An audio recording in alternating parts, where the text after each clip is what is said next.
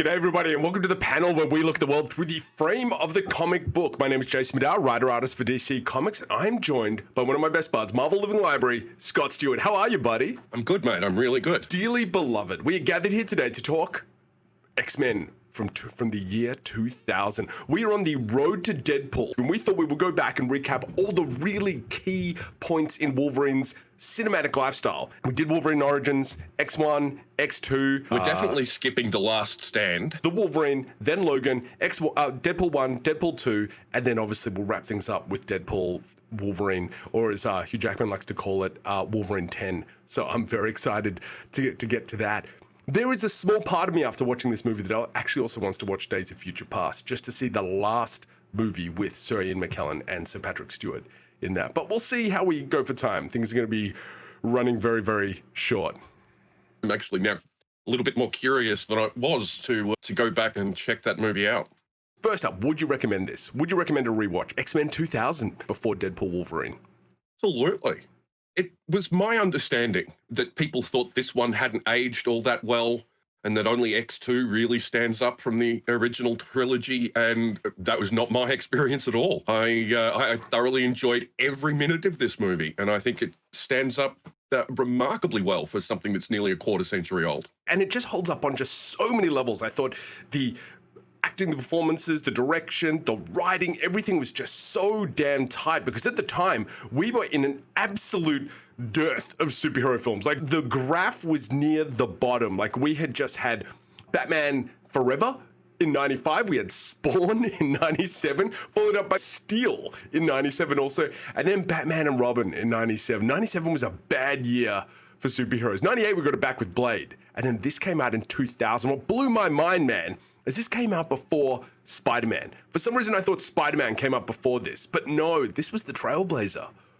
Yeah, look, if you're not giving that credit to Blade, and personally I give it to Blade, but if you're not, then X-Men is the spark. While I acknowledge Blade, I don't necessarily see him as a superhero. There is too much of his trappings and tropes that fit into too much of the sort of vampiric genre. Vampires are innately superpowered. I'm pretty sure Francis Ford Coppola's Dracula came out before this, and Blade was sort of a superhero by accident, in the same way that the Punisher is like an anti-hero who hangs out with superheroes, and so by association we sort of consider him a superhero. But I really think that the X-Men, full-on superpowers.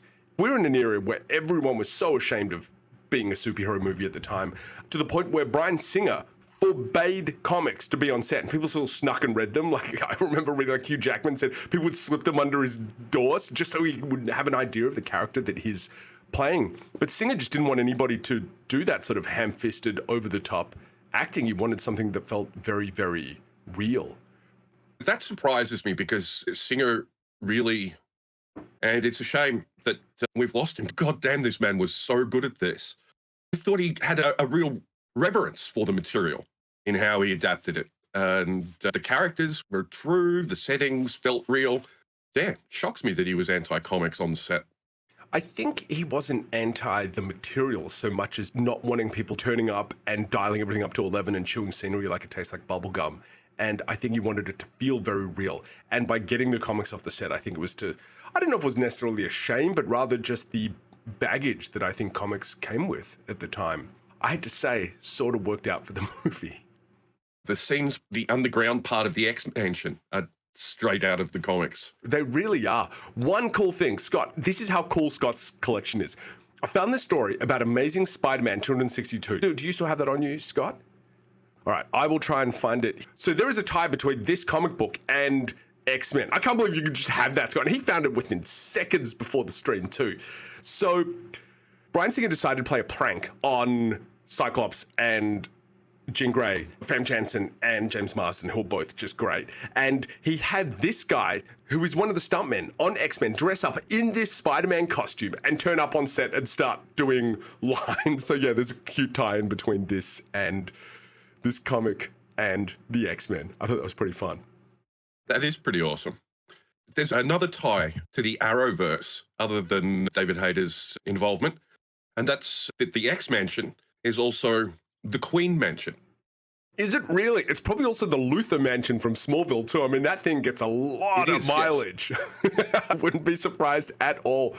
What really got me too is that while we went through a real, is it a nadir of superhero comics at the time, this was also produced by Laura Schuler Donner and Richard Donner, who last produced what we know Superman? best, Superman the movie.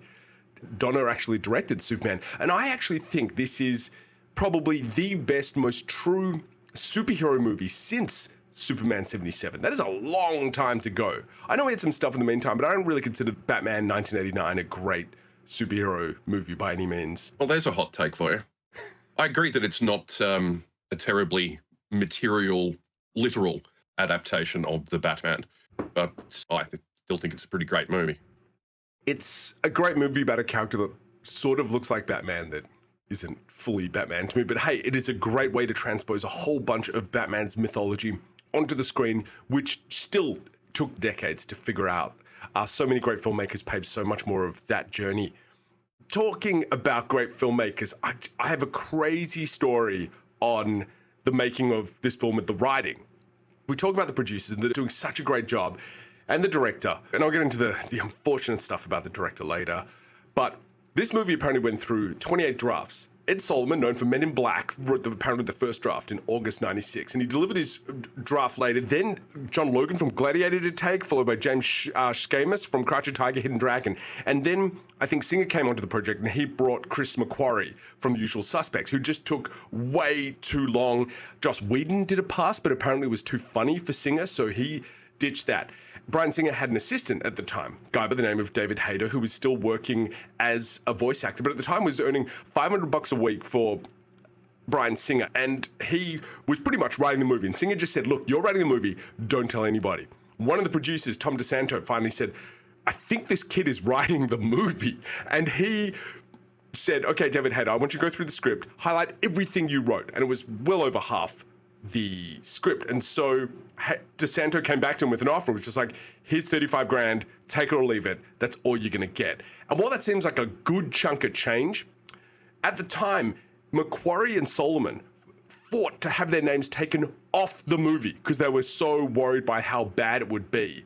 And they refused to be associated with it. And someone did the math and worked out that they each probably lost about $1 million in residuals from that movie.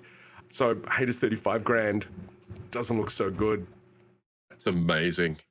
It really shows what the quarter of a century since the release of this movie, the evolution our culture has taken in the love of superheroes and mainstreaming them. It's quite the change from when I was a wee bear. It really is. And David Hayter, in all his success, has just gone on to some really great accomplishments in the meantime. He is still the voice of King Shark on Supergirl and The Flash on the CW show. He is obviously most well known for voicing Snake in Hideo Kojima's series Metal Gear. And he also wrote X-Men X2, Zack Snyder's Watchmen adaptation, as well as The Scorpion King. And it still beggars my mind that this is his first screenplay, because holy God, the thing is so tight. I was laughing at Wolverine Origins, which was going back and constantly referencing itself in all these absolutely inane ways. But David Hayter's script is just so tight and so well structured. Even if you're not fully into the material, respect that it is just some really solid bones that they've hung all the meat on. It's great structure. The amount of heavy lifting they had to do, introducing a pretty large ensemble cast, establishing their powers, establishing the politics of the world that has mutants, establishing Magneto as a threat, and to do all of that in a propulsive emotional journey on top of it. I mean, hats off to the dude.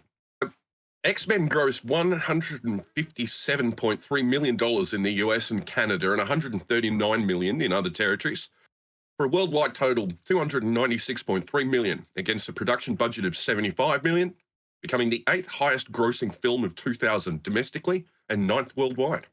It was a big year that year. Gladiator came out that year.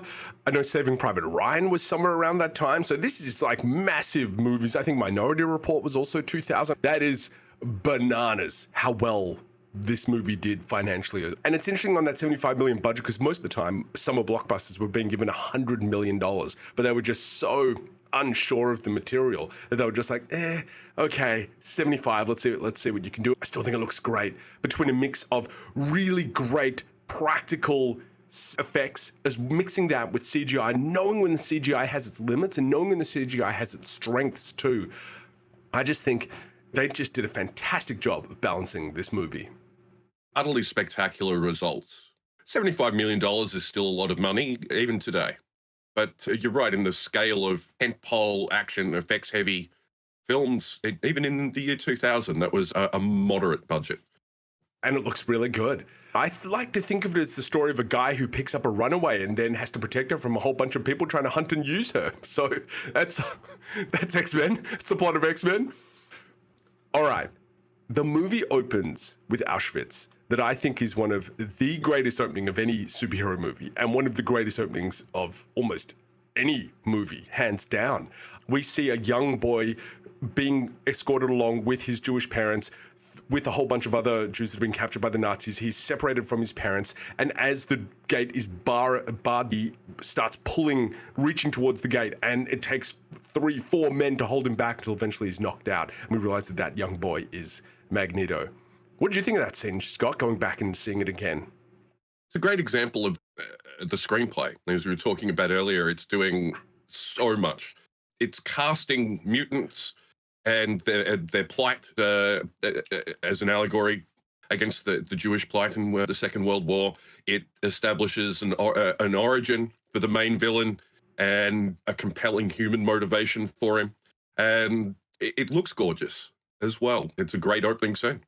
And just grounds it in one of the most brutal, horrific, genocidal tragedies in known memory. It especially hit hard for me because while I'm half Chinese, the other half is Jewish. And my grandfather was liberated from Auschwitz. And when I got older, he would tell me stories about Auschwitz. And like one of them, when he first got in there, he was rounded up with a whole bunch of other Jews, and they were like, "Oh, so who can make shoes?" And someone would the cobblers would put their hands up, and they would be taken away. Who is a tailor? And the tailors would put their hands up. And he said, "Oh, he goes, what would you do?" I go, "Well, I don't know any skills. I don't know what would you do, Scott, in that situation." Yeah, well, really, computers haven't been invented, so no, in that situation, I have no useful skills. And I said to him, "Oh yeah, I didn't know what to do, so I would just wait." He goes, "You would have died." And so when they asked for the jewelers, he put his hand up and he got taken away with the rest of the jewelers, and he said to them, "Look, I don't actually know how to be a jeweler." And so they taught him how to be a jeweler, and then when they didn't need the jewelers anymore, he said, "Yeah, I'm a tailor." And so he kept managing to volunteer his way and survive through the camp, as well as just half a dozen other stories. And he would always pause and be like, "What would you do?" And I'd never survived a single goddamn story. But yet grounding it in such an absolutely powerful, real way, I think just also laid its cards out immediately saying, this is the bar that we are going to aim for. We cannot trade on the Holocaust without feeling like we are bringing something genuinely artistic to the table. What are you drinking, Scott? Drinking, there is no hype, only Zool, which is a West Coast IPA from my beloved Mountain Culture Brewery, and yeah, a sweet Ghostbusters reference as well. That is absolutely. You know what I realized I should have been drinking for these? I'm currently drinking a Hoegaarden in my glass from actual Woodstock because my Newbury Comics glass got shattered. I was very unhappy about that. But I realized I should be working my way through as many awful, cheap Canadian beers as I could find. That should be my journey on this, because that's what Logan would be drinking, right? Especially at the start of this movie. He's totally down and out in his luck. He's got nothing going on. Cheap, crappy Canadian beers. You could have just said Canadian beers. Oh, there goes the Canadian market. Gone. And they'll immediately apologize for the beer. Well, unlike Americans, they're not going to shoot us. And they're generally very polite, and so they'll take our abuse with good humor. Having now been a citizen of the United States and the way they perceive Canada, I realize it is almost the identical way that Australia perceives New Zealand. And we both get confused for each other. One is significantly larger, and smaller ones have nothing in their country that can really kill. Oh, no poisonous reptiles and stuff anyway. But New Zealand has nothing there that'll kill you. Canada's got some stuff that'll mess you up, like a wolverine fruit. Like really small? They are from the weasel family, actually. You still wouldn't want to mess with one. Hugh Jackman actually thought that it was a type of wolf, and Russell Crowe passed on being Wolverine because he didn't want to play another character whose totem was a wolf after playing Maximus. And it's like, no, no, very, very different animal. And as we said last week, the reason why he's called the Wolverine is because he's 5'5", hairy, muscly, and has claws. Like, it is not rocket science how they got to that name. Hugh Jackman is 6'2". Apparently they filmed him without shoes and all sorts of things to get an idea of... James Marsden is a very respectable die. 6 foot tall. They had to have him on boxes and platform shoes and stuff so he would actually be taller than Logan. Oh my God. And apparently, like, Jackman was slouching whenever he could. The take on all the characters is very much before they've become superheroes. Really believe this is their first adventure. Like, none of them are ready for combat in almost any way, shape, or form. They're just trying to do their best under the circumstances. So then we cut to Mississippi, where we meet Rogue for the first time, being played by Anna Paquin. This is, I feel like Rogue is the biggest change from the comics. Like, what observation did you feel that way, Scott? What observations did you have towards Rogue? It's certainly not the Rogue we knew from the comics. And they sort of crossed her a bit with Jubilee in terms of the pairing with Logan and how, you know, the sort of adopted father type relationship. Jubilation Lee is in the movie. When Logan meets Professor X, there's a group of students in the study, including Jubilee and Kitty Pryde. Yeah, it's funny you mentioned Kitty, because I actually feel very much the Shadowcat vibes from this sort of runaway relationship with Logan in that case. And it's interesting because the thing that I always remember Rogue in the comics is just an extraordinary level of Southern sass, basically. The other big change is that we got a name for Rogue. And one of the things in the comic books is that Rogue never had a name, not before the movie came out. She was always just called Rogue. I don't even remember the exact details, if it was insinuated that was her real name or if it was her nickname. Do you remember how that works, Scott? I don't, actually, which is a terrible oversight because I have Rogue's first appearance in a Chris Claremont written comic, Avengers Annual 10. Really? Oh my God, of course it is. That's right. She was a villain at the time, wasn't she? She debuted as a villain working with Mystique, who either initially or at some point later was thought to be her mother, but wasn't. Look, the X-Men lore gets pretty complicated, and I do admit to something of a blind spot with that history.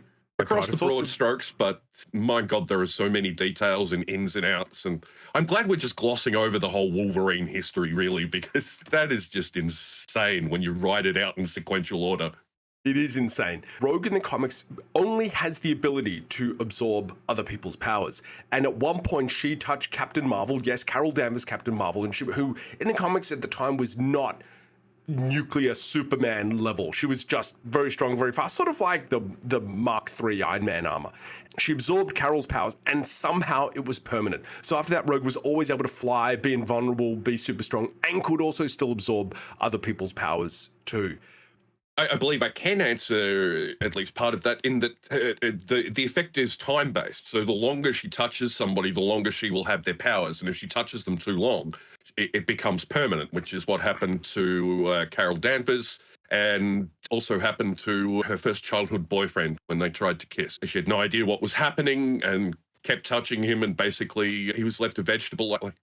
It's very similar to what happens in this scene too. We cut to Marie, soon to be Rogue, in Mississippi, upstairs at her parents' house, having a boy over, talking about traveling north, wanting to do some great adventure, perhaps after high school. They have a kiss and she starts absorbing his life force. One of the things that I really loved what the movie did was the effect of that. In the comics, it's always like a giant glow with Kirby dots and energy happening. And I really like the very subtle idea of seeing someone's being affected like this. I would think the only improvement I could possibly offer is to offer some sort of direction that you feel like it's going into her, but that's really neither here nor there. Then we get to the Senate hearing. So we have Bruce Davison in probably what I think is easily his best role. He takes a part which is absolutely just written by the numbers and brings some real character and personality to it. He's hosting a McCarthy-like trial where instead of trying communists, we are now trying mutants. They need to be listed, registered, and known for everyone to be aware of. Debating him is Dr. Jean Grey. I'm not sure if she's a medical doctor or has a PhD. Well, she's certainly not a doctor in the comics, But yeah, no, they don't really make it clear. But rather than add in another character to do the necessary medical stuff, attach it to one of your existing characters. Yeah, it's an example again of that economy of storytelling that we got in the screenplay. Yeah. One of the things that I want to come back to, which I think makes it so poignant, is that this mixes the registering of gun violence with prejudice and makes it just such a complicated issue that when you have someone whose eyes can blast holes in the roofs of train stations, should people know about that person? Should that person be registered? Should they be trained? I guess, Tony Stark would say so. But it's a really interesting idea, which the movie immediately starts playing with. It's a major point in the comics at various times. The very famous Civil War storyline was over a superhero registration act. But years before that, Marvel Comics had debated the Mutant Registration Act. Its parallels to certain points in human history, as established by the opening scene, are pretty plain.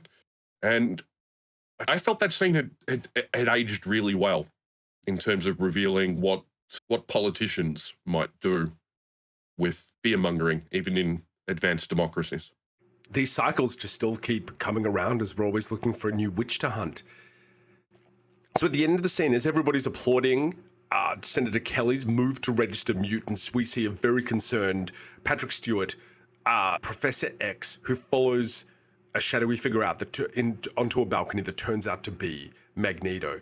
The casting of Professor X. This was a long time fan dream. Like, everybody was just like, you got to cast Patrick Stewart. And apparently Bryan Singer is such a huge fan of The Next Generation that for him, there was really only one person. Even though much bigger names were being put forward, he was just like, no, it's Patrick Stewart. You were a big Next Gen fan at the time. What did you think of Patrick Stewart's casting? It was the casting in the history of superhero films. The gravitas of Captain Picard cannot be overstated. And that gravitas was ascribed to Charles Xavier as well. So it really just made a lot of sense. But honestly, I think it was just bald stereotyping. Oh, he's a bald man. He's a good actor. We have a bald role. Who else was really famous apart from Stone Cold Steve Austin? Could you imagine Stone Cold as Professor X? Like, you'd have a dude harder than Wolverine. Oh my God. That would be so good. A crazy piece of casting. It was never going to happen, but apparently Michael Jackson walked onto the set and said, I want to play Professor X. And they're like, you are aware that he is an old, bald, white guy. And apparently he sat all the producers and Singer down to watch some movie that he did where he transforms into some old white mayor of a town and was like, see, I can do this. And yes, I guess they got to meet Michael Jackson for better or worse. God, I don't know who does not have the voice of Charles Xavier more, Stone Cold Steve Austin or Michael Jackson. Well, another crazy thing I heard with Patrick Stewart in the role is that they tailored his suits to fit perfectly when he was sitting.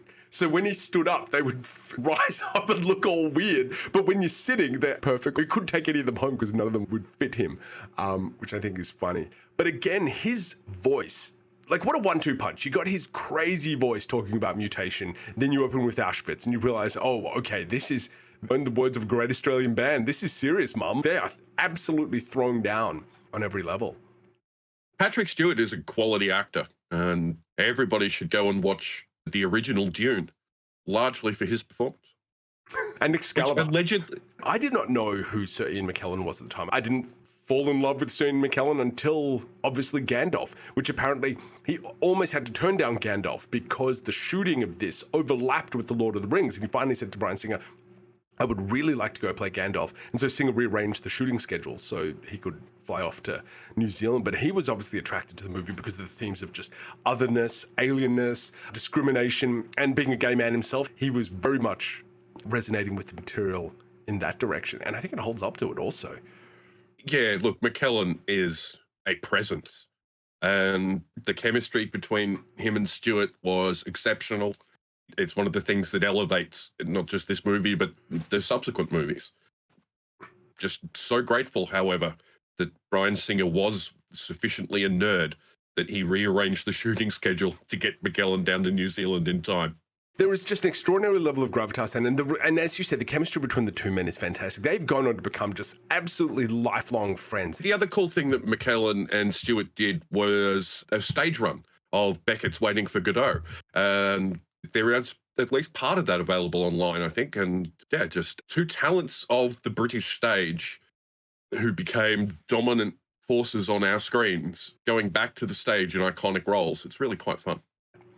We come to Rogue in Alberta, Canada, and she decided to run away from home and go on her northern trip because that's the only trip that I guess she's ever planned. The trucker that drops her off is the voice of Beast, George Buser, from the animated series. So there's your little reference there. She goes into the scummiest, worst bar I've ever seen in my life, which is hosting cage matches. And there she sees a guy who doesn't seem to be being hurt. And again, the way they cut around the Wolverine in this is just absolutely amazing. And not for nothing, when she is sitting at the bar afterwards and the guy who lost the fight to Logan comes up and says, "Hey man, I've never seen a guy take a beating like that and come out without a mark. There's something wrong with you. I want my money back." And when Logan goes at him and those claws come out and that middle one comes out towards his throat, was the greatest fanboy moment for me. Like, I've always loved Wolverine, and I still hold it up there as one of the best Wolverine moments ever, hands down. It's embarrassing for Wolverine Origins how awful the claws looked, considering how much evolution there was in the technology between then and X-Men 1. And the claws look pretty awesome, almost uniformly. Yeah, they had 3 types of claws. They had rubber, plastic, and steel. They went through over 700 individual claw blades between Hugh Jackman and his 4 stunt doubles. Hugh Jackman was saying, like, he had to learn how to fight with them. He goes, I could fight, but not with like 9-10 inches of metal on the end of your hands. And everybody was just himself and other people just constantly getting injured by these. They would have like metal claws. So they looked like metal on film. That's why. Take your bruises, Hugh Jackman. And he apparently full-on stabbed the lady fighting him as Mystique. He goes to stab her. She's supposed to pull her arm out of the way. She doesn't. Claws go into her. He pulls the claws out, blood bubbling up out of the wound. He just goes white. And she's like, I just got stabbed by Wolverine. Because that's stunt people. They're the best. Let's go back to the Hugh Jackman, and he is in various levels of shape. In some scenes, he's actually quite fit. Apparently, he got the role and was just like working out through the entire shoot, which is why he, in some scenes, is looking pretty normal. In other scenes, he's actually looking pretty athletic. Apparently, he was just not getting Wolverine, didn't know how to do it. After 3 weeks on set, he got taken aside and was like, "You're not delivering. You're going to have to pick it up, or we're just going to find somebody else." He was cast at the very last minute, too, because Doug Ray Scott was cast in the role. I think he got hurt, actually. We talk about it many times that some people are just movie stars and some people aren't. And there is no doubt that Hugh Jackman is absolutely a big-time movie star. The dude could command the screen. And even here, as a completely unknown, he just absolutely brings it. There is an absolute essence of Wolverine that I know that they weren't allowing comic books on the set, but there are times where I'm looking at it, and I very much felt it was the Jim Lee Wolverine, the sort of the shorter, neater hair, perhaps even like leading more towards the burn, but he still had a little scruff up the front that Jim Lee would do a lot. And there were just moments where I'm like, oh my God, that is straight off the panel, some of those shots of Logan. I really love what we got. I'm just so, despite the, 9-inch difference, but like, who cares? Who cares? So apparently Russell Crowe was the first choice for the role, and he turned it down, as I mentioned earlier, but he's the one who apparently recommended his mate Hugh Jackman. And in the next scene, we see Wolverine driving along. I felt absolutely in the right place mentally watching Wolverine in this movie. This is a guy who has never managed to put his life back together, who has some sort of vestigial memory that draws him back to Canada, or maybe his dog tags. They're apparently Canadian military, so maybe that drew him back to Canada. But the idea that he can't pay taxes, so he can't get a real job, and he just drives around making money in cage fights, and in his terrible little sordid home, apologies to anybody else who has something like that, with his little trailer on it, just seemed really both sad and realistic to me of what Wolverine would have been doing at the time. Nobody accuses Wolverine of being a rocket scientist. He's going to find practical solutions to his problems. And a mobile home as he travels between underground cage fights is a pretty practical solution. And then he discovers that Rogue has been stowing away in his trailer because she recognized him for being a mutant. And so she's like, oh, there must be somebody else like me. And there is immediate chemistry between the two of them. There's a great just sort of paternal gruffness to him. And again, that denial thing of like, what am I going to do? And, you know, I can't just leave me out here. And as he drives off and then he just stops and she runs up. And you get that great line where she's like, the claws, does it hurt? And he's like, every time. And it's like, oh, it's so cool. Like, and that was one of the moments that Hugh Jackman really won me over as Wolverine. I loved his portrayal of Wolverine immediately from the get-go. Apparently, he figured out the character of Wolverine one morning at 5 o'clock when he got into the shower before it had warmed up. Because it's 5 o'clock in the morning, he didn't want to wake his wife, so he's like stifling a scream in the cold water. And that rage and need to yell, but having to restrain it, he realized was like the core of Wolverine's character. So every morning before turning up for performance, he'd have himself a cold shower to get that internal rage going. What a great way to switch. Apparently he still does that. Like that is still part of his performance of bringing Wolverine to the screen. And what a great sort of like switch to be able to flick in your life to go from one character to another, this sort of really visceral thing that he does. And it's great. It is absolutely great.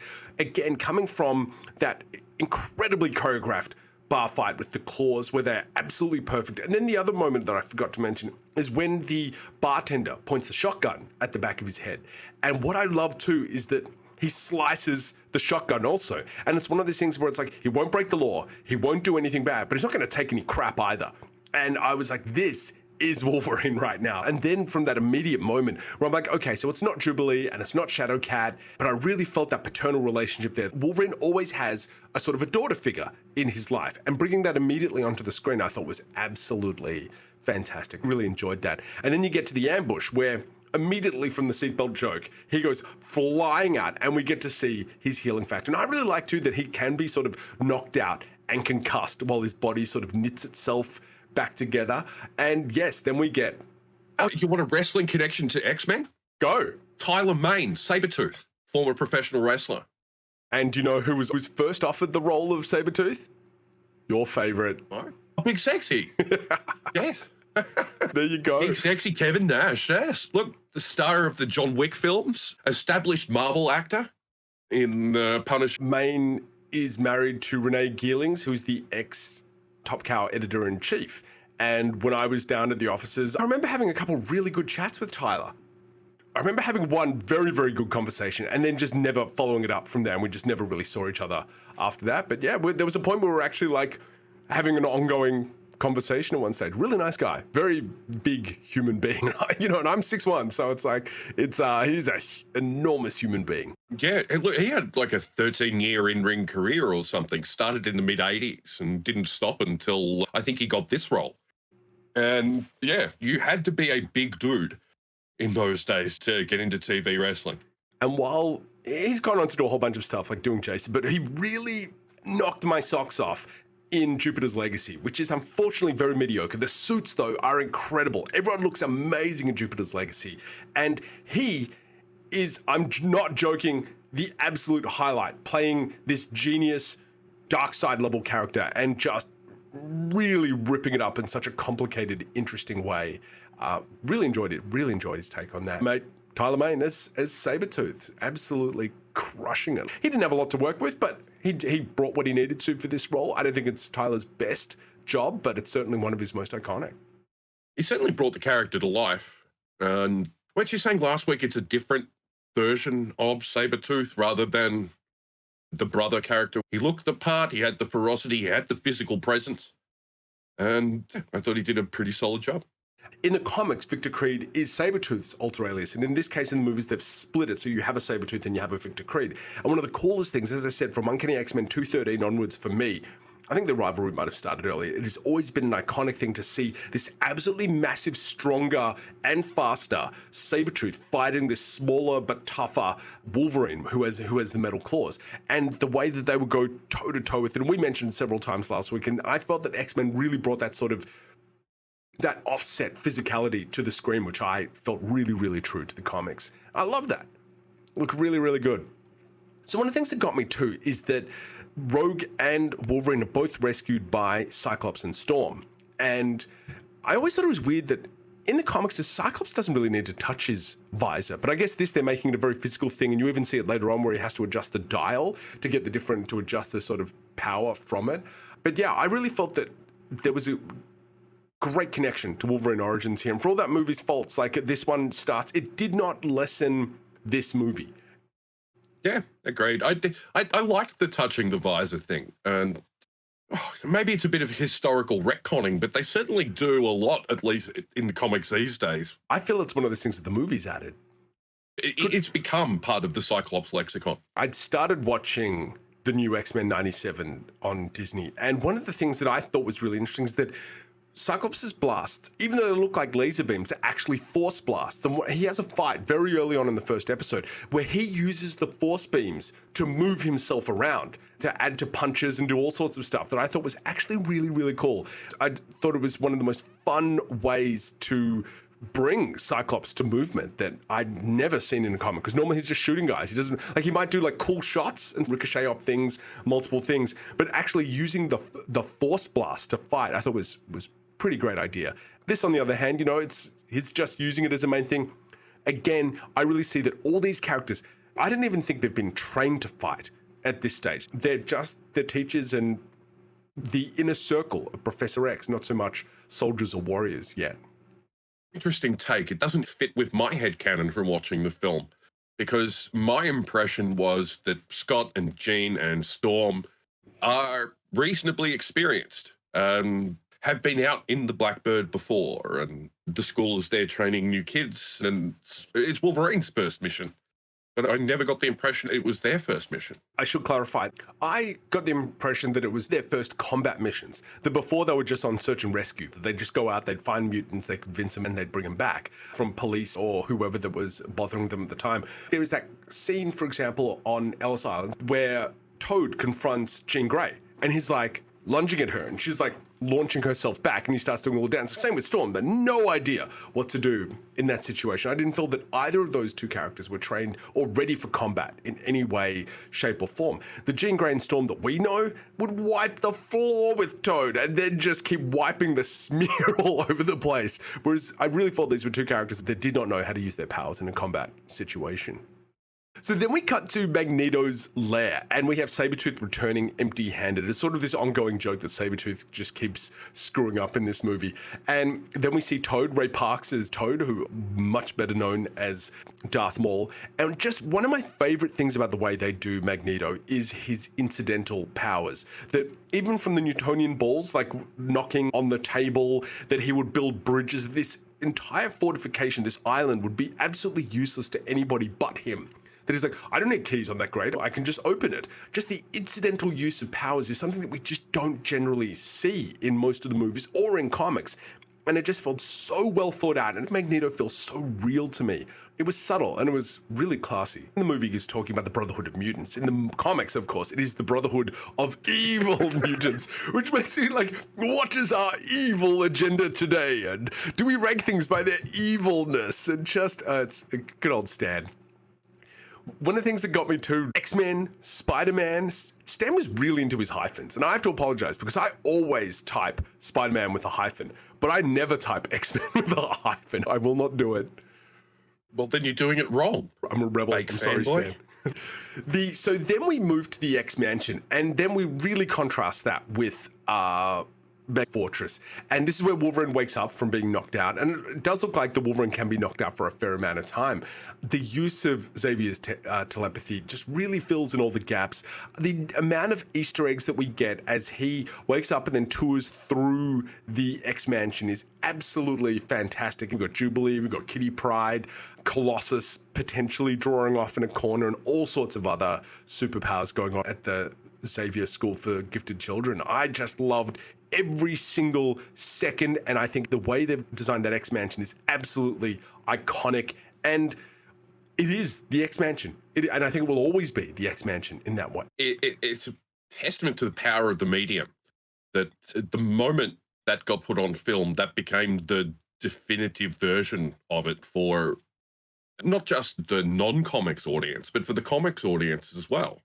It's one of those things that now we have definitive versions of Iron Man, definitive versions of Cap, definitive versions of Thanos, definitive versions of Spider-Man. In a way, it kind of limits where the comics can go, because there's now this thing that resonates so powerfully with people as what this thing is. Whereas in the past, a new artist could come in with a new take, and the X-Mansion would move from a 50s Art Deco interior to a classic 1890s stately manor, and that would be fine. But now there's what it is in a very physical and defined sense that didn't exist prior. This movie just established so much stuff in that way. Once we saw that X-Mansion, especially the way that it was done, with the above ground and then the underground, the only thing they didn't have was the danger room, and I didn't miss that at all. I felt like it was absolutely comprehensive. I could not believe that they built Cerebro. Like, that looked amazing. Like, absolutely shocking that just even the headset looked like Cerebro. And you could, and again, I mean, it comes up later, but when the Blackbird launches from out of the basketball court is just a brilliant, brilliant detail, and was just done so well. So well, yeah. And these are all things that had been established in the comics and were taken very literally. And unlike the suits, it's a cool juxtaposition of what they took on and what they thought they needed to change in the year 2000. Yeah. Or more probably in the year 1998, when pre-production would have started. Exactly. Then we cut to Rogue at school with the other mutant kids. And I thought, then we have, I believe it's Sean, or Ashmore. He has a twin brother, Aaron Ashmore. I really feel for both those guys, just probably getting half the work that they ever would have gotten if they'd been one single person. And I really like the idea of dropping Bobby back in age, because originally Iceman was one of the starting class, along with Jean and Cyclops and Beast and Angel. Those were the original X-Men. And dropping him back in age to be a contact for Rogue here, I thought was really, really good. I'm glad they didn't make it Gambit. They didn't sort of complicate things and complicate fan expectations. I think a less clever filmmaker would have taken the Gambit relationship, seen him as a flamboyant character with an interesting accent, and rushed that into the story, using Bobby, a more conventional middle American representation. It was really an inspired choice. So here's when we get to one of the more depressing parts of the history, and that is Bryan Singer. Because the boy that plays Pyro in this, who lights up the flame, ended up pressing sexual assault allegations against a whole bunch of Bryan Singer's associates. While Singer himself was not named in the suit, it's one of those things, it is, and it's not just association. Like, Singer had many out-of-court settlements for all sorts of sexual allegations, mistreatment of minors, and just was, at the time, it was just enabled by his producers. Laura Schuler Donner looks back at it and just being like, we just sort of turned a blind eye to the creativity of it. And I mean, just like that kid was flown to Toronto for that role, which is so rare. Normally you just find a local, right? You're not going to fly someone who has like one line to go do that. But yeah, that's the sort of crap that was going. And the boy was basically just kidnapped for like months. And yeah, just not good stuff. And of course, you know, Singer has finally caught up to him. It's horrible. I would much rather lose his creative vision and have a safer place for children to work. That guy. Yeah, absolutely, 100%. So moving on, so then we cut to Senator Kelly, who is now like a fear-mongering rock star, and he gets in his helicopter with his aide, who is Henry Peter Gyrich, which they edited U, so it's G-U-Y-R-I-C-H rather than G-Y-R-I-C-H, who Henry Peter Gyrich is the longtime government ambassador to the Avengers. Yeah, there was a period where the Avengers were licensed by the United States government, and which was their overseer. He had power over the scope of the roster and things like that for a while. He was a bit of a nemesis in both the Avengers and the X-Men comics, and absolutely a fitting character to involve with Senator Kelly. Exactly the sort of nod to the comics that elevates this material. really is. It was just such a deep dive. It was unfortunate that he's already dead, because they mentioned that even right at the end, as they're wrapping up the movie, they're like, in the body of government aide Henry Peter Archer was found mauled by a bear. It's like just this off audio that it fades away into the background. And here we get to see Mystique for the first time. And it is absolute, like, just absolutely love everything they did with Mystique. In the comics, she's still very physical on operations. She's more of a leader than she is this sort of silent stealth spy and saboteur. In the comics, she's a personality. She's old, ancient. Like, I'm reading a Jason Aaron comic where she meets Wolverine in the Wild West, like 1800s sort of thing. So she's has a completely different history, rather than being just like a beautiful toady, pun intended, for Magneto in this movie. She also in the comics wears clothes, white clothes. Comics Code Authority. I chose Famke Janssen to sit over my shoulder for this stream, but oh my God, I love Rebecca Romaine. She is a very talented actress who went through hell to make this movie. 100 separate pieces of stuff glued all over her. 60% of her body covered with this stuff that took 9 hours to apply. So after a longer workday than most of us put up with, she then went to work and then had to take it all off and then had to do it all again the next day. And yeah, she's absolutely awesome in Strange New Worlds. So continues to entertain me to this day. Oh, apparently her contact lenses also, she could only really, like, had 10% of her normal vision. And because they were trying to keep her look under wraps, she had to sit in a room by herself for the majority of the shoot. She couldn't hang out with the rest of the cast. She's like, I felt like I was making a different movie to everybody else because I was just so isolated. Apparently it was just incredibly punishing experience for her. They didn't lean on her with a lot of lines, but they wrote the character great. One of the things that I really loved about what she did, she had this sort of vacant, inhuman, reptilian look in her eyes where you weren't sure if she was actually human or not, or if she considered other people human in any way, shape, or form. There was something incredibly other about the way that she delivered that performance. And I, like, really hats off. She did an amazing job with what she had. The fighting style she uses is very unique, and it is sort of reptilian in a way. It matches the appearance they gave her, and yeah, just an absolute stellar performance. I'm very curious later on to go see the Jennifer Lawrence Mystique films, because Mystique is just a weird, like, she is such a weird call, because she was never, like, her role in this movie, I'm sort of like, oh, they actually elevated her, because at the time she sort of had a relationship to Nightcrawler and other blue characters and was just in or out and talking, but she was so solid D-list. Since the movie, she's absolutely been elevated to far more of a nemesis and ally and all sorts of complicated things for the X-Men. But at this stage of the game, she was I think she was a leader of Freedom Force with the Blob and Pyro and Toad. Was Toad? No, I don't remember. Avalanche? I don't remember anymore. But a whole bunch of I don't think Toad was in Freedom Force, but I could be wrong. Yeah. I could try and find my Avengers 314. I think it's inside though. There is no need.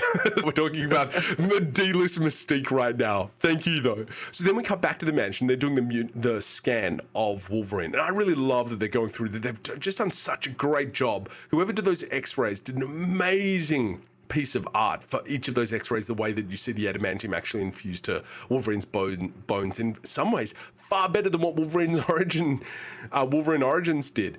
It felt really real here. And I really just love seeing the growing relationship between Jean Grey and Professor X. And it also really unfolded Wolverine's history in a really dramatic way as they're trying to figure out why Magneto is after Wolverine. Magneto's, for some reason I wrote this as the mutantifying of the Senator rather than the mutating of the Senator. Mutantifying is the scientific term, so. Not my finest moment. What I always find so interesting is that all these movies have some sort of world-breaking mutant tech that they always introduce into the world in some way, shape, or form, and you're just like, these things have never turned up in the comics. It always never had a device that turns people into mutants. Yeah, always just something strange that Hollywood always seems to do to throw things in. Again, given all honesty, they do seem to do a lot better with their own made-up crap than they do with adapting actual comic book storylines, so we shall not speak of the Dark Phoenix saga. Yeah, this is not an adaptation of a comic storyline in any way. A reimagining of both the origin of the X-Men and Wolverine joining the team, which are quite different and time-disparate events. Yes, in fact, Wolverine joined the team about 10 years into the run in Giant Size X-Men, along with Colossus, Storm, and Nightcrawler. The original team, Cyclops, Angel, Iceman, and Jean Grey and Beast, had been running around for 10 years before Wolverine even turned up. For those who don't know, X-Men was not a hugely popular comic when it started. And it wasn't until after a reboot in the early 70s, I want to say, that it became the powerhouse of comics and media that we know today. At the time, in the 60s, X-Men underperformed. And after 60-something issues, they put the book into reprints. So an issue would still come out every month, but it would contain an issue that they'd previously published. And with no apps to go back and no trade paperbacks or anything, it was limping along on a reprint model from, I want to say, 64 to about 97. Giant Size X-Men came out in May 1975, so a couple months before my birthday, actually. So yeah, the team had been around for a long time before. Wolverines, one of my favorite things in this movie is the three-way relationship between Logan, Scott, and Jean, which is an absolute staple in the comics. And I found that they did a really good job of creating a fantastic rivalry between Cyclops and Wolverine. I never really felt that Famke Janssen got a great opportunity to bring Jean Grey's personality to the screen in any meaningful way. I would have loved to have seen her step in between the two boys fighting. Any thoughts on that relationship, Scott? Obviously, it's jumping ahead to the best parts of that triangle, I think happened in X2. But we got the underpinnings here, and it was very clear that Scott was, didn't like Logan, and Logan didn't like Scott. They had nothing against each other and grew to respect each other, but different personalities. They butted heads, and there was an immediate attraction from Logan to Jean. And during that revelation is when we find out that Jean and Scott are actually together. It's sequel bait, but it's good sequel bait because it establishes character and nuance, which plays over the performances here in this film. It isn't shoehorned in like an awkward extra credit scene. You're right. They sort of know where they're going, but they're not actually trying to pave any way there. They're just letting that information sort of inform their decisions today. And I really like the way that Wolverine's just he's not crude, but in that he's not offensive, but his tactics for sort of trying to impress her are absolutely just not very good. He's got my level of game, basically, with a whole lot more chutzpah than I do. And I really like the scene where she reads his mind and she sees the flashback to the adamantium infusing process. And I know, look, I was saying last week how much I loved Wolverine Origins and how much, that part of Wolverine Origins. But seeing these flashbacks... Important clarification. Just that part.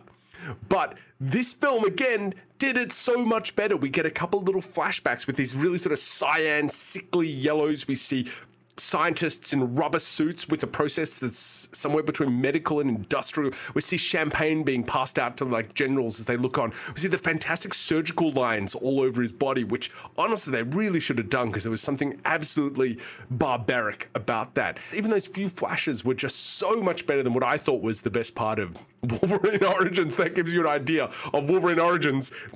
Look, for better or worse, Weapon X is the most adapted part of Wolverine's history. 4 films, I think, at least reference it to this level. Obviously, Wolverine Origins goes into a fair bit of detail. It comes up again in X2.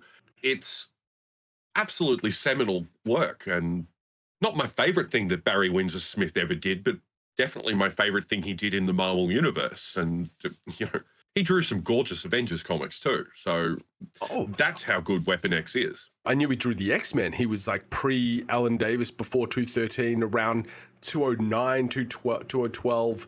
I remember some issues around there he was just before I started collecting the X-Men. He was on Avengers before that. He drew a bunch of issues around the same time that Neil Adams did. I think I'm right in saying that Avengers 100 is actually a Barry Windsor Smith pencil. Oh, wow. Yeah, I mean, I'd love to see him tackle the Avengers. I have to go hunt that down immediately, actually. I'm super excited. Coming back to this, just Google Barry Windsor Smith, Weapon X, to see some of the best depictions of Logan. He does this giant mane for Logan, and he's strapped together with like all this sort of monitoring equipment. It just looks absolutely baller. Barry Windsor Smith is hands down one of the best artists working in comics. His recent graphic novel, Monster, which he wrote and drew, is this big. I've got it upstairs. You could kill people with that thing. And just the art is off the charts. Like the intensity he brings to that is ridiculous. But yeah, absolutely go check out Weapon X. I want to circle back to Cyclops though, and just how good James Marsden is. He just brings it every time the dude needs to be on screen. I remember once we were talking about Superman Returns, where he plays Perry White's son, and he is so likable that you sort of like him being with Lois more than Clark. And he's just, the dude could really turn it on. Look, yeah, if you're even doubting your allegiance to Clark in a Clark-Lois Person X triangle, that is an achievement. James Marsden, I reckon, is really underrated. I don't know if you ever saw Westworld, but he had a fairly prominent role in the first season of that, and it was, again, really epic. It's hard to act without your eyes. Yeah, you know, if you've ever thought about the craft of acting, if you've ever thought about why we got so many shots inside Tony Stark's helmet, it's because it's hard to act without eyes. Eyes are the windows to the soul. It's not just a poetic phrase, it's a truth of performance as well. And for him to come across as a nuanced human character that you liked, even though he was butting heads with the hero of the story, who you're also supposed to like, it's a real tribute to his personal charisma and his talent as an actor. Yeah, 100%. James Marsden, highly underrated. So then we get the Nightmare scene where Wolverine has flashbacks to the full set of what we saw for the Weapon X program. For some reason, Rogue comes into the room, checking on him, and he wakes up, stabs her in the chest, she touches him, absorbs his healing factor, he goes into a mild coma, and she's fine. Everybody totally freaked out about the idea of what her actual power is. Then we go back to Magneto's prison, where we see that Senator Kelly is now a mutant as he oozes his way through the bars, and we get Sabretooth again messing up when he has to grab him, and he just oozes through Sabretooth's grip. Then we get the beach scene, which of course we get a Stan Lee cameo. Did I blink and miss a Stan Lee cameo in X-Men? Yeah. He's at the hot dog stand in the background. I missed that. It is cool. Is that the first Stan Lee cameo? Stan Lee was in the trial of the Incredible Hulk TV movie as a jury foreman. So yes, that would have been the first serious Marvel cameo. And then many, many decades later, we have X-Men. So then we have Rogue and Mystique / Bobby. And this again is Mystique at her absolute best. While this is one of those things where we're not actually getting to see Rebecca Romijn do her stuff, it is the whole entity and the character of Mystique is this sort of saboteur that's just done so well. She's obviously done her recon, found out what happened, and is destabilizing and trying to get Rogue out of there. Rogue at the train station. I find it interesting that they have technology that amplifies Professor X's powers. I'm quite surprised they haven't created technology for anybody else, like getting Storm Cerebro to end global warming, maybe. Not an interesting comic book storyline, but we could sure use her these days. I would pray and call her goddess for any number of reasons. Fixing climate change would be sixth. So one of my favorite moments too is when Wolverine steals Scott's bike, and it's just such an absolutely dick move to do, where he just takes a dig at this guy because he knows he can, and just it is just absolutely wonderful.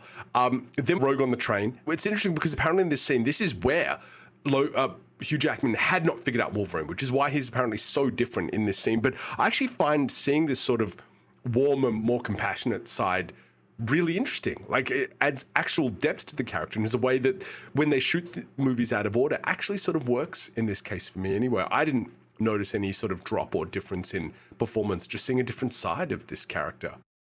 Big believer that audiences a movie to work and will do a lot of heavy lifting in order to make the investment of time work. And yeah, so look, I completely understand the filmmakers thinking he hadn't nailed it, completely understand Hugh Jackman thinking he hadn't quite nailed it at that early time. But you're right, in the context of the film we see, it kind of works. not necessarily a moment true to Logan, but it is a moment true to that in that position, somebody would lower their guard and be a little vulnerable while trying to establish an empathetic connection. And you'll always go further with an emotional truth than you will a plot truth. Absolutely. And you really believe in the characters' relationships at this time. And then we get to the train station fight, which is probably the first big set piece of the movie. And again, it's like, I love the misleads, things like where Sabretooth's choking Storm and her eyes go white and you think that she's going to pass out, but the comic book fans are all like, oh, things are about to go. Yeah. I loved the moment when Magneto peels open the train car. And it was just a mix of CGI and practical effects that still completely stood up. Everything they did with Magneto in this movie was just absolutely rocking, and it makes total sense to have things like needle darts on him to be able to do whatever he needs to do. Why would he just rely on the metal that he can find around him when he could actually be having heaps of things on his personality, on his body, that he could use in all sorts of combat situations? There are more visual effects shots in The Social Network than there are in Terminator 2. We're not going to be having a conversation in 15 years about how The Social Network holds up, because it was used to enhance reality rather than to make a reality. And when you use CGI to smooth the edges and add some details to something like that train ripping scene, that's going to hold up, or it already has evidentially held up for a quarter of a century, in the way that Wolverine's ridiculous CGI claws in Origins failed the moment that hit silver screen.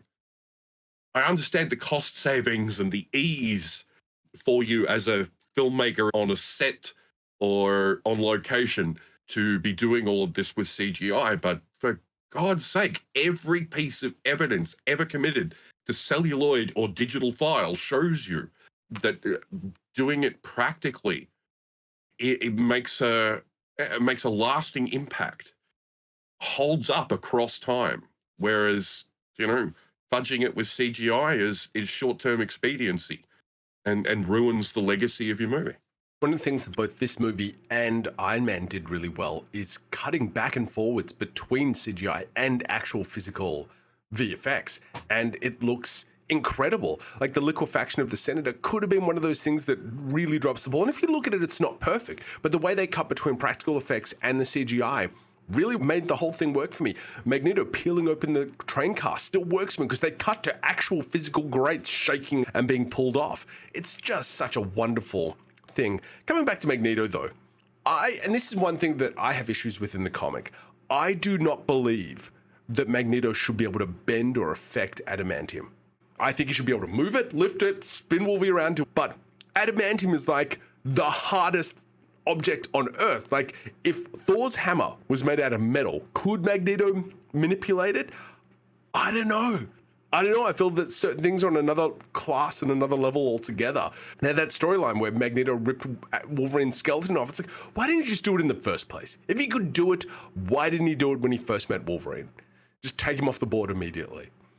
Yeah, look, part of me wants to argue, yes, there are rules to how adamantium works and how it interacts with Magneto's powers. But to be honest, it wasn't awfully long after this point that the comics threw all that out and had Magneto strip Wolverine of his adamantium off his skeleton anyway. So, yeah. In fact, actually, I think it was before. It might have. Those 25th anniversary issues would have been, early to mid 90s. So here we go. When did 1993 Fatal Attractions? Yes. There you go, with those holograph covers. Yes, that's exactly the one. Well done. Good memory. We get the great mislead where it turns out Magneto is actually after Rogue and not after Wolverine at all. And it's one of those great bait and switches because we've sort of been following the hero through the movie and now we sort of got to go protect Rogue. And what we just had is the promise. That thing where he's like, I will look after you. I will come for you. So immediately when he takes Rogue, we know exactly what he has to do. Then we get the confrontation with the cops and Professor X. And it is just absolutely amazing. The way Magneto takes control of everyone's guns and is holding guns to every police officer's head there. Then Professor X takes control of Sabretooth and Toad, and they have this fantastic sort of Mexican standoff between the two of them. And this is another thing that the movie brought into continuity, and that is that the helmet protects Magneto from Professor X's telepathy. Because one of the first questions apparently that the director asked was, why doesn't Professor X just get Magneto to do this? And everyone was like, we don't know. In the comics, Magneto does have a level of resist Professor X, but making it the helmet, I think was really, really smart and really cool idea. It also justifies the helmet. We were talking earlier about how they were a bit afraid of the comic look, and they put everybody in black, sexy leather instead of bright, colorful spandex. Magneto's helmet, even though it's not visually accurate, and God bless Michael Vaughan for the helmet we got in First Class, it's still such an iconic part of Magneto's presentation that even in the black leather schmear the costuming got, it's still iconic and necessary to give him that gravitas. Apparently one of the things that sold Sarah McKellen on the role was the costume. When he saw it, it was like, oh, I get it. This is great. As a fun piece of trivia for this scene, when they had to take over the railway station, they obviously had police everywhere, like keeping onlookers and rubberneckers out. And at one point, a police officer mistook Bryan Singer for an onlooker and forbid him from going onto the set for an extensive amount of time. Then I believe we have the Senator Kelly visit. And I love that Professor X can literally walk through people's memories. I love that we get to see him go into Senator Kelly's mind and able to stand up and walk around. And it's such a great way to use his telepathy to see what happened after in that scene. And you get to see how tired Magneto is and how the device actually works. What a great use of his powers to see the MacGuffin and see how he does that. And I gotta say, I know she was one of the biggest stars going into this movie, but holy God, Halle Berry is so mediocre in this movie. I've never seen her in anything where I think she's particularly good. I've never seen The Monsters Ball that apparently she got a whole bunch of acclaim for. Why they didn't go with Angela Bassett, or even I think they were thinking about Jada Pinkett Smith for a time. Terrible choice, I'm afraid. Yeah, agreed. She didn't bring a lot to the role. It sort of baffles the mind that they were working on an X-Men Origins Storm for her, but she was a big name at the time. But yeah, damned if I can really explain why. I know, right? I mean, she's a very good-looking lady, and she can move around the screen very well, but as soon as she opens her mouth, I'm just like, oh my God, it's so mediocre. But again, she was a bankable name. And God, you know, we dodged a bullet thanks to Wolverine Origins, because X-Men Origins Storm was up next, so we missed that one. When we were talking about Patrick Stewart and Ian McKellen earlier, it was their presence, their gravitas. And Storm is a character that needs that presence and gravitas and has earned it over a comics history. Worshipped as a goddess, leader of the Morlocks, punk rock icon. Storm is not just a powerful character in terms of her power set, which is pretty powerful, but powerful in terms of her personality and her leadership charisma. I don't want to rag on Halle Berry for 15 minutes, but I think it was bad casting. I don't think Halle Berry brings that gravitas to Storm. She doesn't despite looking the part in stills.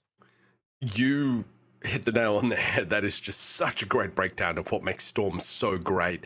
And I felt there was no force of personality to Halle Berry's performance. Storm is not just a force of nature. Like, she's one of the people you defer to. Her sense of presence completely affects the stage of the room. She is absolutely one of the characters I adore and admire in the comic books. And just to see her so muted here was really, really disappointing. This is one of those times where they actually leaned into everything for the character. I just thought Halle Berry just wasn't equipped to deliver what Storm is all about. Didn't bring the weight to the role that I think she would do better at it these days. In this scene too, after we have Senator Kelly's liquefaction, we have the fight between Cyclops and Wolverine. And I just really love, again, that dynamic. And one of the things that I think that makes the X-Men so interesting and more interesting than any other superhero team is that they fight. And not like in the Johnny Storm and Ben Grimm sort of way where it's just like stepbrothers sort of fight. This is people that genuinely do not like each other being forced to play well together. And that dynamism just adds such a level of depth to the X-Men that I don't believe any other superhero team has. The Fantastic Four is literally the closest next to that. There have been a couple disagreements in lineups of the Avengers, but the JLA, they will get on really well all the time. And next to the X-Men, it's sort of boring. The strength of the X-Men, particularly under the Claremont leadership, was the soap opera he brought to the fore. It wasn't just villain of the week. It was the ongoing lives of these characters for one of the first times in mainstream superhero comics. And that soap opera element elevated the X-Men. They managed to capture the spirit of that in the complicated relationships that they established right off the bat in the X-Men films. Then we have Mystique's sabotage, which I really enjoyed because it makes total sense that Magneto would need to take Professor X off the board. I like that he's doing this sort of preemptive strike. It's been like, oh, you mess with me, you took the mutant that I wanted, well, I'm going to take you down and make sure that I can get her back. He's really setting up the battlefield for the future. And I also think that he was actually hoping that Charles would use Cerebro before they end up having their confrontation, but Professor X gets lucky. One of the things that I really liked in the fight between Wolverine and Cyclops before this scene was when Professor X is just like, settle this, which was one of those times where you realize he's not Captain Picard. He is giving a suggestion to adults, not to people who are under his command. And I thought it was such a different take too, because in the comics, he's very much, to me, my X-Men, it's all very much, Professor X is very orderly in the way that he deals with his X-Men. It's another example of the screenplay being really strong and solving in a single word this conflict that needs to be solved for the plot to move forward. This is such a good movie. I do not understand why the consensus was it didn't hold up. This is such a good movie. I'm really glad to go back and revisit it, actually, because they've lost Rogue. Professor X goes off to use Cerebro to find Rogue. Of course he does, and that's where Mystique's poisoning kicks in, takes the Professor off the board for the rest of the movie. And I really like the way that Wolverine is in there, and as they're all around the Professor on the table, and he's just like, I'm sorry. And he just, like, politely caring, because he doesn't have the relationship. Like, he is still the outsider to the team at this stage. And it's such a, again, you were talking about the economy of writing in this, and it's just 2 words, settle this, I'm sorry. Like, that just say so much about the position of all these characters in the room. There's a similar scene. It's later in the movie where after Wolverine and Mystique fight, and Mystique assumes the form of Wolverine, and Scott and Jean don't see who wins the fight, and he's like, well, prove you're you. And Logan says, you're a dick. And Scott goes, yeah, okay. Again, it's just a real economy. And one of those things too is comic book artists and writers. Every word on the page takes up space. Mort Weisinger used to have a very famous fixed number of words that he felt that should be on a comic book page to create an appropriate level of balance. And so being able to find an economy of dialogue is so important. I'm constantly cutting things down when I'm writing, and this movie is just so tight like that. As we're on the topic of cancelled dudes, Warren Ellis had a famous maxim, I think, of 28 words per panel. That, given the number of panels back in Mort Weisinger's day and how much more text-heavy they were at the time, that's about right. Yeah, I think that is fine if you were doing in the Mort Weisinger days when you were doing an average of 9, 10, 11 panels per page, but Warren was doing 4 panels per page, 3.5 maybe on an average, and for 28 words per panel. He pioneered this whole term of decompressed storytelling that, to me, sure, it was interesting, but I look back at it, I find it was just absolutely zero value for money. It was writers being lazy and really leaning on their artists. And I get it. There was a time where the artist was very much king of the hill. Writers are, I believe now. I always found Ellis's work a little lazy in that aspect whenever he leaned into that decompressed storytelling. It was a mood at the time, and it was something that I think comics needed to explore to widen the toolbox. I think any rule for creative output is at best a guideline, something to be aware of and consider, even if you're completely prepared to chuck it in the bin to achieve the effect you want. And, the 28 words per panel or 240 per page, it's a good guideline, something to guide your decision making, but it's not a formula for success or anything like that. Both of those men had created those rules for two very different reasons. And as to your point, rules are made to be broken. You got to question them all the time. You got to go with what works for you. For me, I feel in this age of Netflix, where I think it's upwards of $22 a month now, but that's still like 5 comic books. It's like you got your Netflix or 5 comic books. Those 5 comic books has got to bring a hell of a lot of value because people are not going to go without their Netflix. So to get them to spend that extra amount of money, you got to bring value. I don't believe 28 words per panel, 3.5 panels per page is bringing that level of value in a post-Netflix world. We then have the Ellis Island infiltration by the Brotherhood. And one of the things that I love here is that we suddenly realize that this whole end game of this movie has been set up from the very start. Right from the Alberta bar, we have been hearing about the UN summit. And when the first time that Sabretooth goes back and we see Magneto's prison, we see Toad working on the torch device that they're actually making there. Everything's been set up. You've said multiple times how tight this screenplay is, and it is nothing comes out of left field. They let all the pieces fall into place so you get an idea of what's actually going on. Really, really great writing. And then you get the X plan, which normally I don't like my sort of CGI exposition, but in this case I think it works. It's quick, it gets to the point, it tells you what they're doing, and it sets up the geography of everything, which is so important. It's not a historical trip, it's a future plan.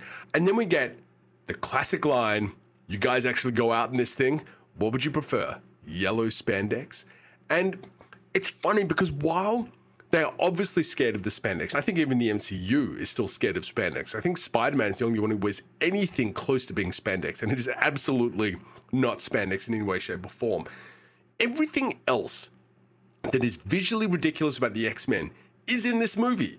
You have Wolverine's crazy haircuts, Cyclops' stupid visor, they have a black bird underneath the basketball court, Professor X is bald, long before it was cool for older men to shave their heads. You had Storm with white hair, Cerebro has that stupid helmet. It looks exactly like the comics, as well as Magneto's helmet is still slightly changed, but it's still absolutely identifiable as Magneto's helmet. It really is like, what if all these characters we knew just wore black leather, just wore something else? And it just works for me because everything else is 98% there. As I said, the biggest changes are Rogue and dropping the ball with the casting of Halle Berry as Storm. Everything else, 110% there. This was, look, it was released in 2000, but it was in production, let's say 98, 99. So this is around when The Crow was huge, when The Matrix was revolutionizing how people saw cinema. Black leather was way in. And one of my favorite things about Grant Morrison's run is he took that influence and brought it back in, although credit, I guess, should go to Frank Quietly, and brought the black leather aesthetic back into the comic vocabulary and took it in some really, really visually awesome directions at the time. It's become like part of the lexicon. Grant's idea was the X-Men should look like emergency services, so that the X is the fluoro yellow and the black leather is there to offset that, to make the safety yellow of the X's pop out. Those suits, the leather suits, were apparently so stiff that there was a 2-foot rise that the actors had to get over, and no one could get over it. They physically could not move in those suits. But damn, didn't they look sexy? They did absolutely look sexy. And then we get to, again, the incidental use of the acknowledgement of people's powers when they go through the metal detector. Wolverine sets it off, and then he shreds it, and then he pops his claws, and then he leaves the middle one and Cyclops doesn't even need to say anything. Like, it's just wonderful storytelling like that. So the other cool thing that we get to see is Toad. They make Toad formidable. In the comics, Toad is a joke. He's just a giant, dude who with a very high BMI who is jumping around all the time.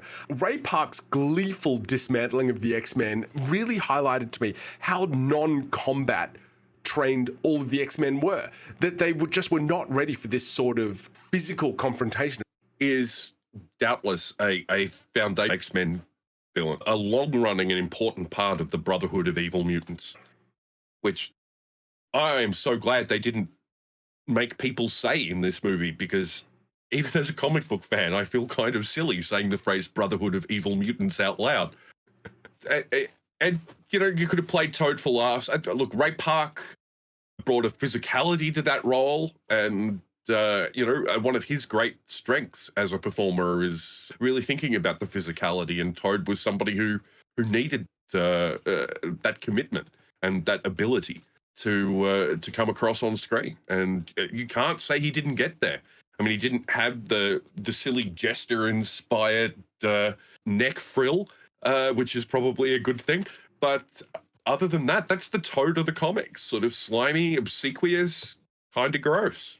It was a really, really great uplifting of the character, and Ray Parks just did a phenomenal job. And it's only when he finally leaps at Jean Grey that she's able to actually lift him up into the air. And I also really like the idea that Storm needs to wind up her powers. They don't happen immediately. Like Cyclops touches his visor, Wolverine pops a claw. And I thought that was just a really nice touch to add to the character. They finally make their way through the Mystique fight, which is just, as you mentioned, so much fun when they finally identify Wolverine himself. And we get to Magneto, and I just enjoyed how powerful he was in this movie, because we hadn't actually seen a lot of real power in superheroes up till now. We'd seen Superman, but in terms of other characters, especially in an ensemble of other superheroes, we hadn't seen anything like Magneto.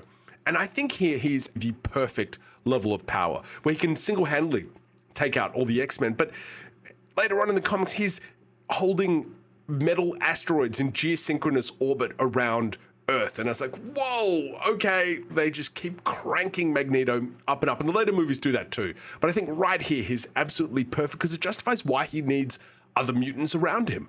Because at the level of power that they have him later, why does he need anybody at all? It takes a degree of concentration to do what he's doing and not just randomly wave magnetism around. So you've got your infantry protecting the general. I agree with you about the levels of power, I think. You know, the crazy, overpowered Magneto is a good comics trope to explore him at his worst, to explore him going too far in his pursuit of what on paper, devoid of surrounding actions, essentially noble goals. It's one of those things where if you overpower Superman too much, he doesn't really have any threats. And if you overpower Magneto too much, nobody could come near him, because there's enough iron in our bodies for him to manipulate and disperse at a rapid rate. He could just sit there with his tea and dissolve people as they came near him if he felt like it. I think that having limits to characters is really, really important. And it's what you said before, that we really get such a great insight into Magneto here. And the line from Wolverine, where if you were really so righteous, it'd be you in that thing. And the look Magneto gives him is an absolutely mic drop moment. And you realize that Magneto believes in the cause, but he will not die for the cause. And he is just that level of hypocrisy. That level of hypocrisy exposed in that one line is just so great, that he'll sacrifice everybody else except himself for his vision is brilliant. There's a lot of good lines in this scene, like even just like when Cyclops is like, Storm, fry him, and Magneto is just like, oh yes, a bolt of lightning to a giant copper conductor. I thought you lived at a school. And this movie is funny, but each of the characters have their own sense of humor. And a lot of the humor is actually people digging at each other, like with Scott and Wolverine. And I gotta tell you, man, that moment when he rises up out of the hole in the ceiling where he's trapped the X-Men to the top of the torch device still looks great to me. And apparently Sarah McKellen is really good on the wires, because when he lands, it looks so good. When he rises up and lands, I felt absolutely believable. Yeah, like Magneto's floating ability is kind of nebulous. It's hard to justify it, like with the physics of magnetism, but it's symbolic as well of his vision of himself as the savior of his people, to be above them. I always thought that he had metal in his costume. That's why he's able to fly. Like he had metal soles in his belt and maybe a harness underneath or something like that he's able to move around. He's not so much flying, but lifting himself around, which is why I felt that move up there really felt like that. He didn't feel like he was flying. It felt like he was lifting himself. And it was just one of those times where visual effects creates character and personality and a sense of informing what's actually their power. And then we got that really fun fight between Sabretooth and Wolverine. Just the idea that, again, that he like stabs himself to get out, I thought was just super, super cool. And the fight between him and Sabretooth, where he really is on the back foot. And we get to see that sort of dynamism, that even though he has these giant claws, that Sabretooth is absolutely handing his butt to him, which is great too, because Sabretooth has been sort of screwing up the entire film, and you realize that Magneto has not surrounded himself with clowns, that each one of them, when they're actually being used for what they need to do, is actually very, very good at what they do.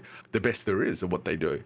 And my favorite thing about the X-Men in this movie, which really ties into the X-Men overall, is the way that they work as a team to defeat everybody all the time, that each one realizes that they are greater than the sum of their parts, that all Wolverine was doing is trying to get Cyclops' visor back, and that they're using Jean and trusting each other to be able to take Sabretooth out. And while you go, okay, on one level, Wolverine, I want to see the knockdown drag-out fight where they fight each other into the ground and then Wolverine somehow manages to beat Sabretooth, but A, they don't have time for it, and B, it's a great character building moment that defines the X-Men in the way that I've always loved the way that they work. There's no doubt that they centered Wolverine as the most popular Marvel character, I think, bar none, certainly at this time. They still worked really hard to make it an ensemble piece, and so you didn't have to cram every aspect of the Wolverine Sabretooth lore in, just enough to give you the flavor and the sense that this is a chapter in a bigger universe. And that, you know, hopefully that they'll fight again. I mean, for them to do Sabretooth these days, I think would be really, really exciting to see, especially with what they've done with the Black Panther. And you have a 6'8" guy moving like that against Wolverine. God, that would be something I'd love to see. And there's my request for Deadpool Wolverine. I want to see a real Sabretooth versus Wolverine fight. That would be a knockdown, drag them out, R-rated, blood everywhere, shredding each other fight would be, that's on my list. Yeah, bring the kids. One of the things also I love about the X-Men is the way that they do fight as a team. No other team I know has something like the Fastball Special where Colossus would throw Wolverine at the bad guys. And I'm sort of surprised that the X-Men don't have more moves, because one of the things that we know from like Street Fighter and other fighting games and just anime is that everybody has names for all their moves. And just being able to set all this stuff up and the X-Men to be able to pull these sort of teamwork moves out, I think would be much, much cooler if they had sort of things that they could do together. So then Rogue is forced by Magneto to start the machine. She creates their power wave. For all Wolverine does, Cyclops saves the day, actually. Like, he shoots Magneto and takes him out.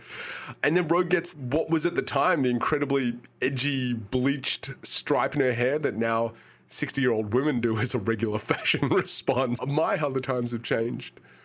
It was a unique visual flourish to the comic character Rogue, and having an origin story for the stripe could have been like a laugh out moment, like the origin of the stripe on Han Solo's pants was in Solo, a Star Wars story. But here it's earned.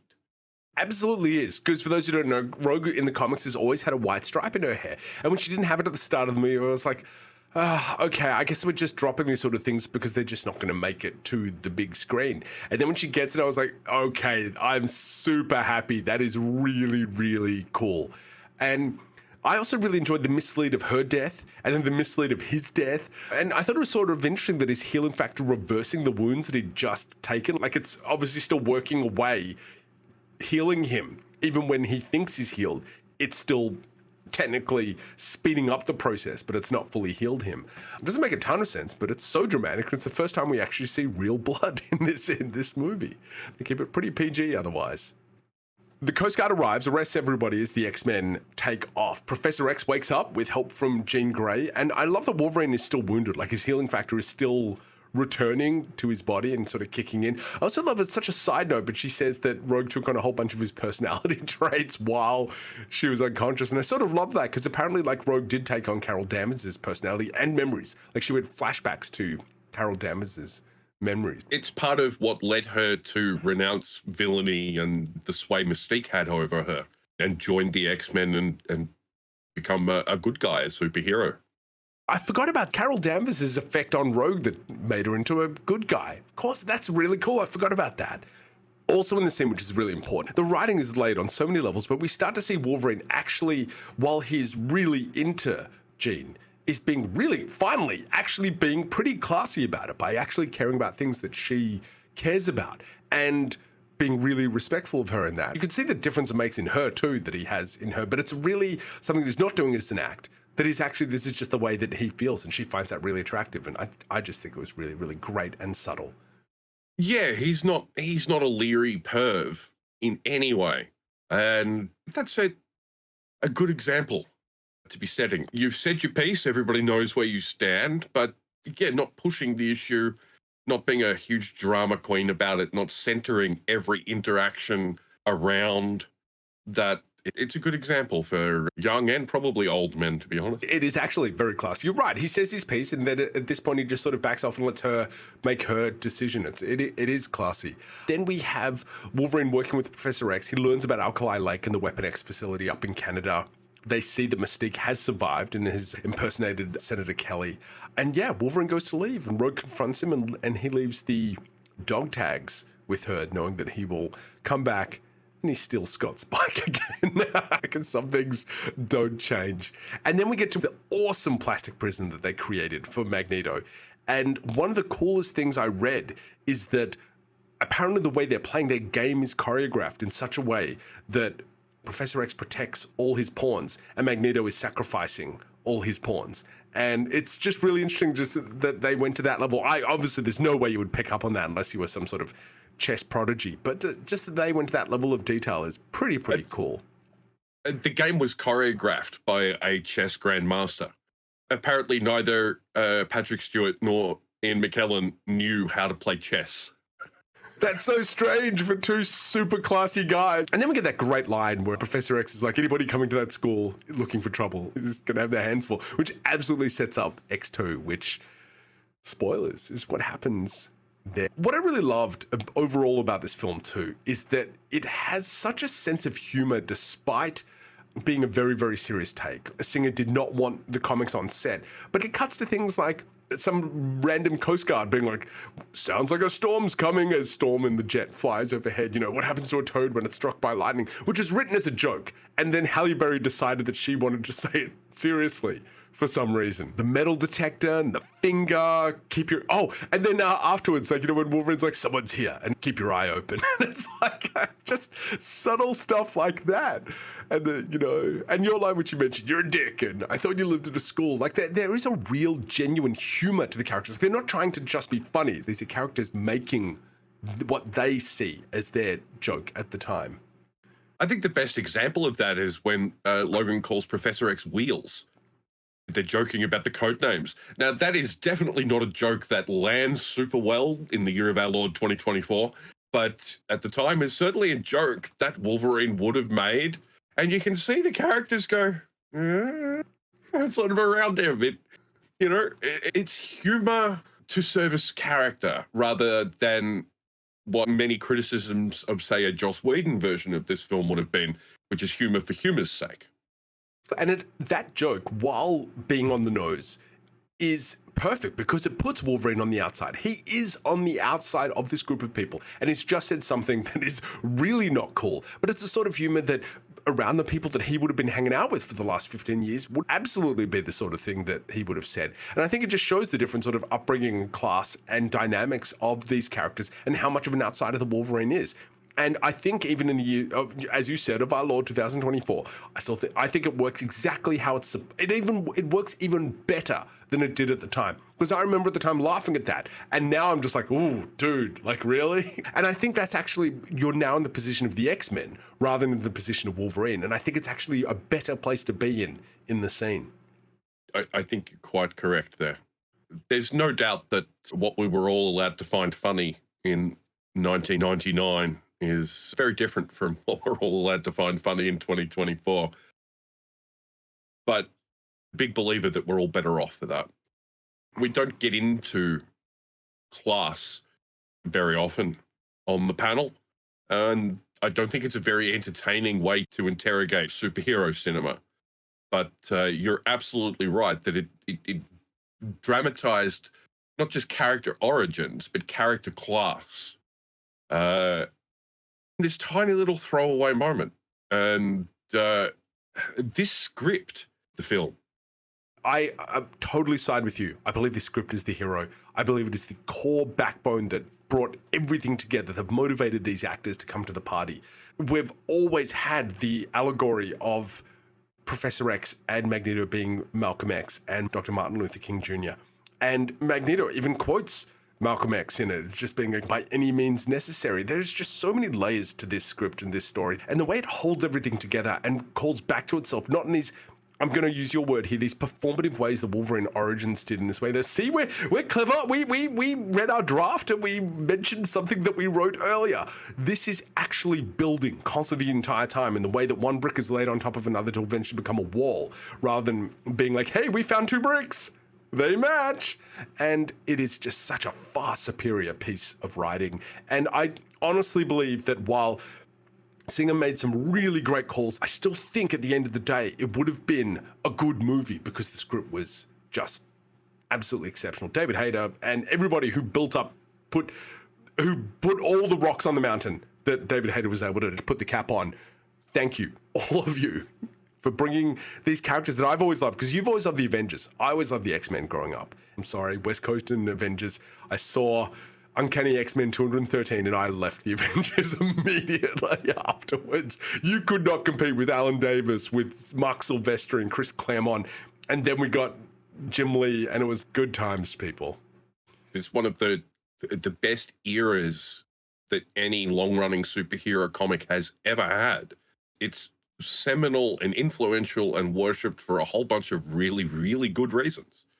And when I got into the X-Men a little bit after you did, I didn't leave the Avengers behind. But had I not had the extra few bucks in my pocket, maybe I would have, and things would have turned out differently. Yeah, I had to make that choice. I am really excited to watch X2 again for the first time in a while. It's always been my favorite, especially of the early trilogy. There are times I put First Class above it, but it's such a formative movie in terms of superhero cinema. I'm really looking forward to going back. They showed the lightning could strike twice. That's what blew me away. And I'm quietly going into this, I'm a little worried that it won't stand up, because X1, I went into that with super low expectations and it absolutely exceeded all of them. I think it just holds together. If I had to absolutely nitpick, there were just tiny things along the way that just was so transitory, they're not even worth mentioning. Like a shot where you're like, oh, maybe the CGI there wasn't great. Forget about it. Who cares? The characters, the writing, the acting, everything else was so damn good and just absolutely subsumes all the faults of that movie. Now I'm worried about X2. I hope it holds up. Fingers crossed. Definitely going into it with different levels of expectations. I hope we don't set ourselves up for disappointment. Wolverine's journey. I'm really curious to see, now that we've seen him become part of a team and being like, okay, I got to do this thing by myself, but I'll, in Arnie's famous words, I'll be back. I'm really curious to see his dynamic and his evolution now. From Wolverine Origins, we've almost had a reset of the character, but it's sort of nice to know that he has these sort of vestigial memories, that he remembers that he was Canadian, that he was driving around the Rockies knowing that the Weapon X base was somewhere around here, but not knowing why. Very curious to see how Wolverine evolves in X2. And watching in this order is definitely a different experience as well. It really is. I'm enjoying it. All right, everybody. Thank you so much. Thank you, everybody, for turning up.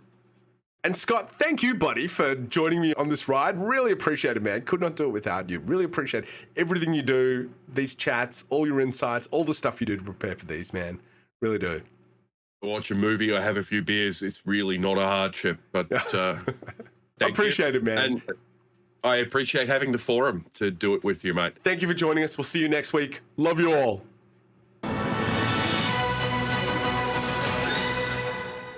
There are 2 reasons why me, a comic book writer and artist, has partnered with Notes and Clips, a stationery company.